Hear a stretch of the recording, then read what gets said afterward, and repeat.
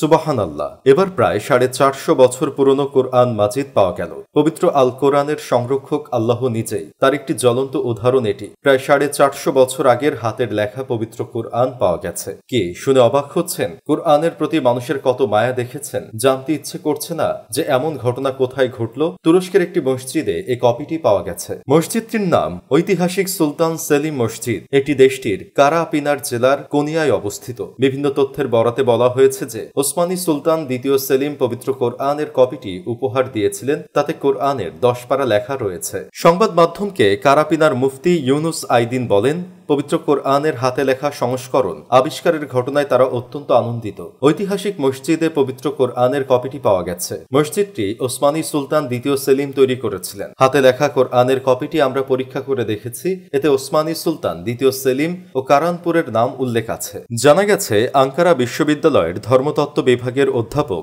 মুস্তাফা আশকার বিষয়টি যাচাই বাছাই করেন। মুস্তাফা আশকার বলেছেন, 450 বছর আগে হাতে লেখা কোরআনের কপি খুবই গুরুত্বপূর্ণ নথি। এরপর সুলতান সেলিম মসজিদে তা প্রদর্শনের সিদ্ধান্ত নেওয়া হয়। মুফতি ইউনুস আইদিন আরো বলেন, সুলতান সেলিম হান কোনিয়ার শাহজাদা ছিলেন। তখন তিনি অনেক রকমের শিল্পকর্ম কিনেছিলেন। তিনি বিভিন্ন জনকে উপহারও পাঠাতেন। তা পরবর্তীতে সংরক্ষিত ছিল। কারাপিনারেও তা উপহার হিসেবে পাঠিয়েছিলেন তিনি। 450 বছর আগের হাতের লেখা কোরআন দেখেছেন কারাপিনার মুফতি ইউনুস আইদিন ও ঐতিহাসিক সুলতান সেলিম মসজিদে। পবিত্র কোরআনের 30 পারা হলেও সেখানে শুধু 10 পারা রয়েছে। কোরআন শরীফটি খুবই সুন্দরভাবে লেখা রয়েছে। প্রচ্ছদের ভেতরে তালিক লিপিতে তুর্কি ভাষায় লেখা বাক্যের অর্থ সুলতান সেলিম হান কর্তৃক কারাপিনার শহরে উপহার হিসেবে পাঠানোর জন্য হাতে লেখা। পবিত্র কোরআনের কপিটি নাশক লিপিতে লেখা হয়েছে, আর সূরাগুলোর শুরু ও শেষ খুলুত লিপিতে লেখা হয়েছে। তবে তাতে লেখক ও লেখার সময়ের কথা উল্লেখ নেই। আইদিন আরও জানিয়েছেন, পাণ্ডুলিপিটির অস্তিত্ব সম্পর্কে